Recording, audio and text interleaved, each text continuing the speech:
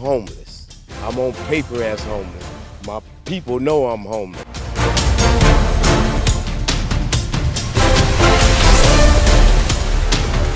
And the cops came by and busted U-turn and came back and gave me a ticket for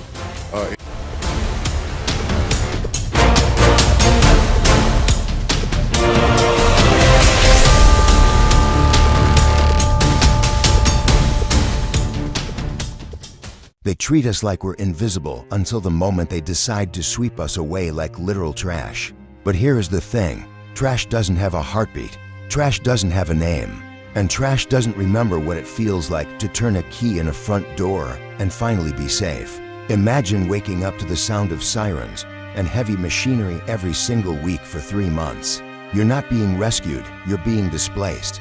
The city spends millions of dollars on a cycle of control, moving people from one sidewalk to another, just for them to return a few days later because they have nowhere else to go. We are living in the world's leading economic powerhouse, a nation with global financial dominance and a currency that dictates world trade. Yet, right here in the heart of America, we are watching our own people settle into a daily reality of survival that most of us wouldn't wish on our worst enemies. This isn't just an isolated incident in a bad neighborhood. This is a systemic unraveling. In California, the crisis has grown so massive that it is starting to be treated as a normal part of the landscape. But there is nothing normal about a pregnant woman being told she's a liability because a shelter has no bottom bunks. There's nothing normal about being ticketed for encroachment while you're sitting on a bucket because your legs are too tired to stand. Welcome to Homeless Lens. Today, we are pulling back the curtain on the paradox of the American dream. We are going beyond the headlines to see the faces the system tries to erase. If this story moves you, if you believe that a person's dignity shouldn't depend on their bank account, hit the like button right now. Stick with us until the end, because what you're about to see is the raw, unvarnished truth of the streets in 2026.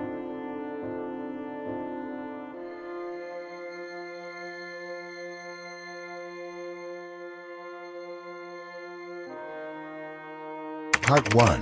The Shadow Metropolis, by the numbers. When we look at California, we often see the glitz of Hollywood or the tech empires of Silicon Valley. But there is a shadow metropolis growing beneath the surface. According to the most recent 2025 statewide data, approximately 181,000 human beings are experiencing homelessness across the Golden State. That is a number so large it's hard to wrap your head around. But let's break it down.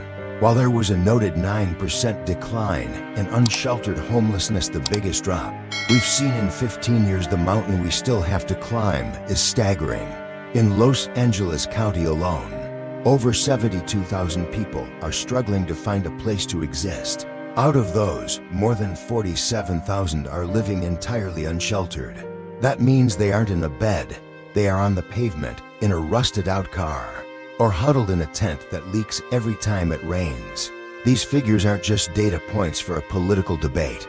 They represent a father who lost his factory job, a veteran battling ghosts from a war decades ago, and a young adult who aged out of foster care with nowhere to go. The crisis is a mirror reflecting our failure to keep pace with the basic human need for shelter. Even as the economy shows signs of growth, the cost of a roof is rising faster than the average person can climb. The most terrifying part of these statistics is how easily any of us could become one of them. We like to think we are safe, but the line between housing security and the sidewalk is thinner than we want to admit. A sudden medical emergency, a corporate layoff, or a rent hike that devours 60% of your paycheck can erode your foundation until there's nothing left.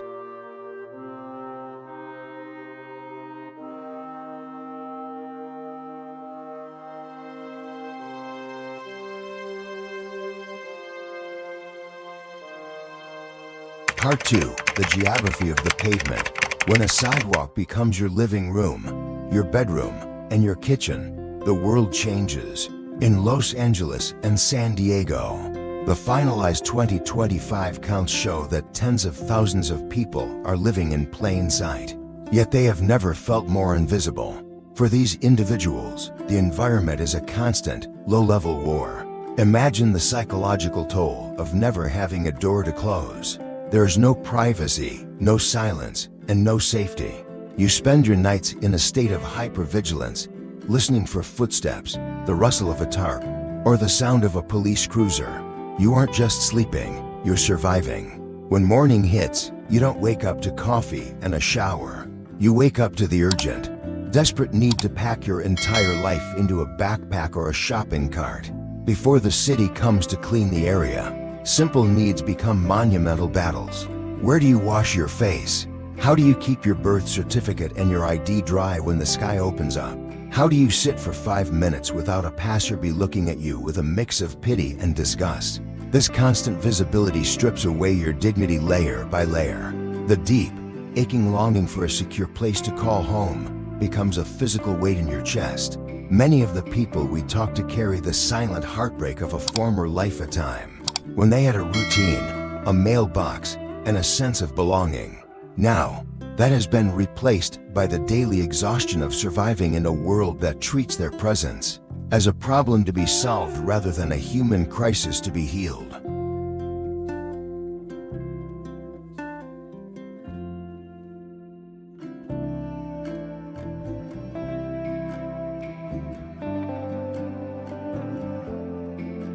Part 3, the vicious cycle of the streets.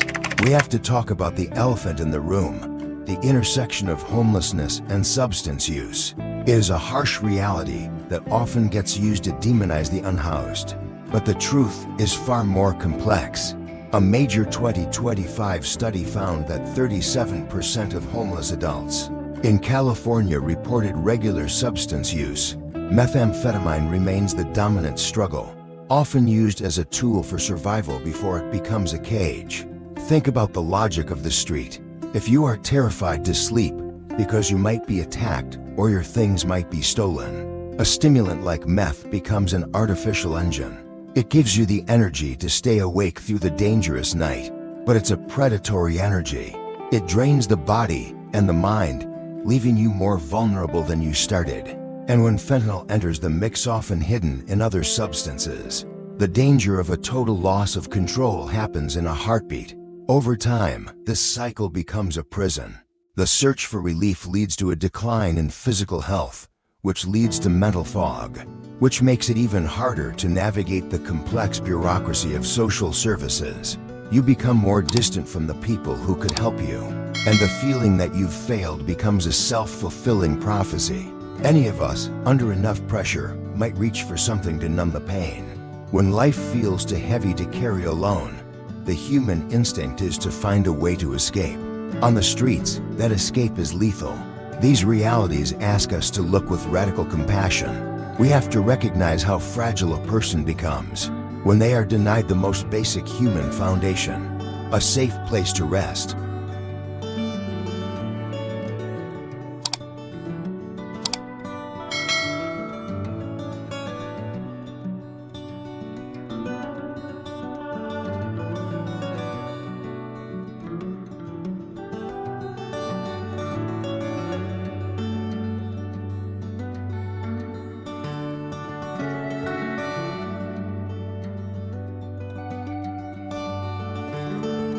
Part 4, the neighborhood shift. Homelessness is no longer confined to the skid rows or the hidden alleys of our cities. It has moved into our parks, our transit stations, and our neighborhood blocks. This is where the individual struggle transforms into a societal pressure that everyone feels. In San Bernardino and Riverside counties, the 2025 counts show thousands of people living unsheltered, and the visibility of their struggle is changing the rhythm of everyday life. For the residents of these communities, there is a complicated mix of emotions. There is concern for public safety, frustration over the loss of shared spaces, and a deep, underlying sadness that this is happening in their backyard. But for the person living in that park, the pressure is even higher. They are in a fishbowl. Every morning is a scramble to find a new spot, a new place to exist where they won't be a nuisance. The constant movement makes it impossible to build a foundation. If you spend 8 hours a day just trying to find a bathroom and a meal, you have 0 hours left to find a job or a permanent home. This visibility creates a tension that touches every part of city life. Foot traffic shifts, local businesses struggle to adapt, and public resources are stretched to the breaking point. But we must remember, we share a collective responsibility to shape a world where no one is forced to carry their trauma in a public park. The line between us and them is an illusion maintained by a few paychecks. When we see the struggle in our neighborhoods, it shouldn't just make us want to clear the area. It should make us want to fix the system that allowed it to happen.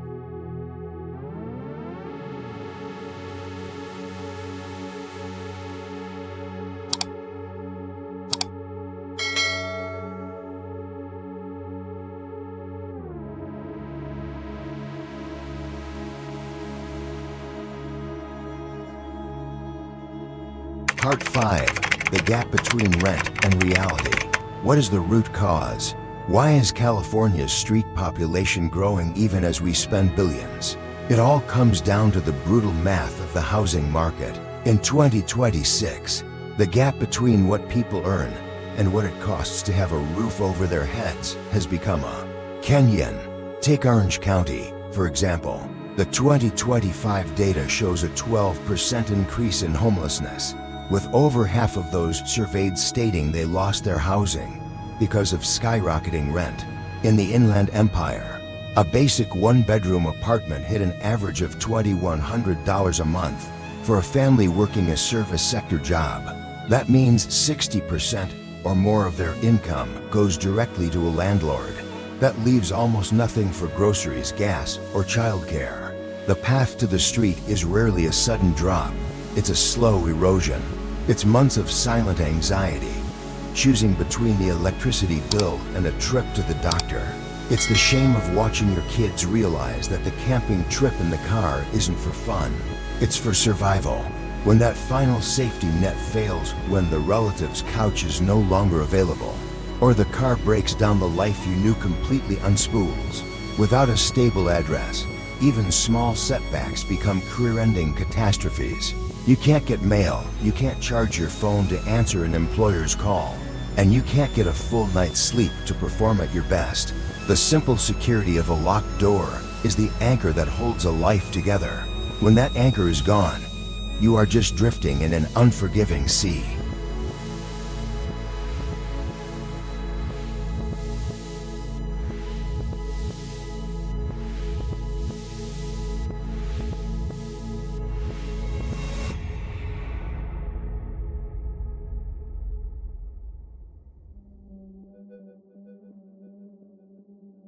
Part 6. The Human Bridge. In the middle of this storm, there are people and organizations acting as lifelines. They are the frontline outreach teams, the nonprofits, and the volunteers who refuse to look away. In Riverside and San Diego, we are seeing real, measurable progress because of these dedicated hearts. For someone who has been invisible for months, a genuine, respectful conversation with an outreach worker can be the spark that reignites their hope. It's not just about the sandwich or the blanket, it's about being treated like a human being. It's the relief of someone sitting down with you, listening to your story without judgment, and helping you navigate the mountain of paperwork that stands between you and a home. These frontline organizations are the first real bridge back to stability. They provide the housing first support that we know works. They recognize that you cannot fix a health problem or an addiction while a person is still sleeping in the rain. You have to provide the safety of a home first, and then build the support around it. When we see a 19% reduction in unsheltered numbers in areas like Riverside, it's not because the problem went away, it's because the outreach work stayed consistent. It's proof that when compassion is paired with resources, we can actually move the needle. We all have a responsibility to support these efforts. Their daily presence is a reminder that even the heaviest burdens feel lighter when someone is willing to help you carry them.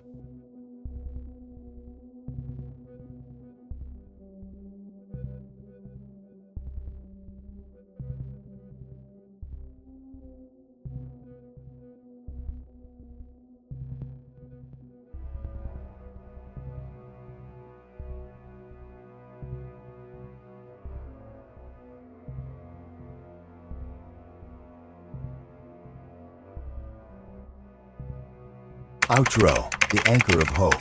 The long-term solution to this crisis isn't found in a police sweep or a new set of tickets. It's found in creating a society that treats housing as a fundamental human right.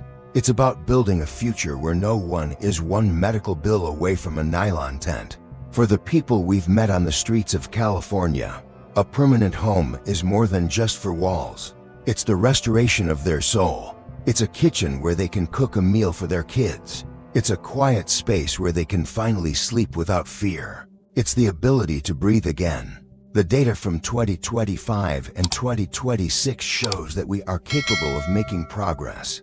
A 9% drop in unsheltered homelessness is a victory of thousands of individual stories. It means thousands of people found a door they could finally lock. But we can't stop now. Resilience is a powerful thing, but it shouldn't be a requirement for survival. We want to hear from you. How does the reality of the housing market in your town make you feel? Have you seen the impact of these struggles in your own neighborhood? Go to the comments right now and share your thoughts. Your perspective helps us build a community of awareness. If this episode of Homeless Lens touched your heart, if it opened your eyes to the human being behind the statistic, please give this video a like.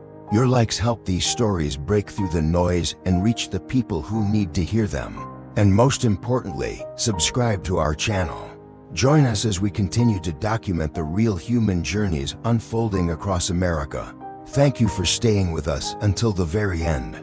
Your attention is the first step toward change. May every person without a home tonight find a moment of safety. May they find the kindness of a stranger and the strength to keep going. And may we all carry a little more empathy in our hearts, so that one day, no one has to walk this path alone. We'll see you in the next story. Take care of each other.